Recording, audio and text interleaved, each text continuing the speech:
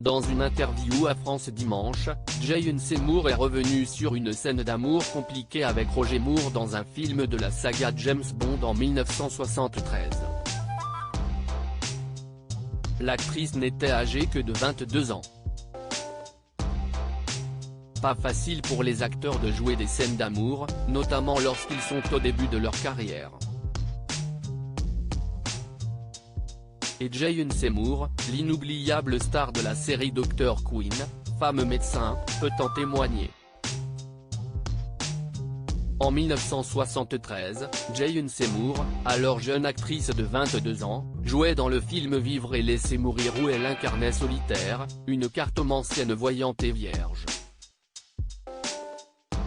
Il s'agissait du 8e volet de la saga James Bond avec Roger Moore. Roger Moore était beaucoup plus âgé que moi. Dans une interview à France Dimanche, Jason Seymour est revenu sur une scène d'amour compliquée avec Roger Moore. J'avais 20 ans quand j'ai tourné ce James Bond.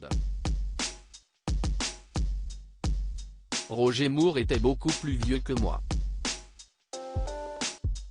Je me souviens de ma première fois avec lui sur le plateau. La production avait prévu de me photographier. Je devais être nu, et seuls mes cheveux, qui étaient plus longs et plus épais qu'aujourd'hui, étaient censés recouvrir mes seins. Quand j'y songe, je me dis que je n'avais vraiment pas froid aux yeux. Pour les besoins de la promotion, je devais aussi embrasser Roger pendant la séance photo. Sa femme, Louisa, l'a alors engueulé parce qu'il s'y prenait comme un manche. Je l'entends encore lui dire « Non Roger, on n'embrasse pas une dame ainsi. Pas comme une bête. Vas-y. Recommence ». Roger était un homme charmant. L'actrice de 72 ans s'est également confiée sur l'attitude de l'acteur pendant le tournage. Être au lit avec Roger Moore pour la scène de sexe était d'ailleurs vraiment gênant. Roger était si peu à l'aise et si timide que nous avons dû refaire la prise des dizaines de fois.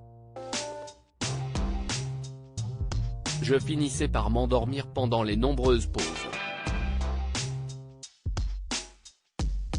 Les techniciens, qui étaient adorables, ne me réveillaient pas.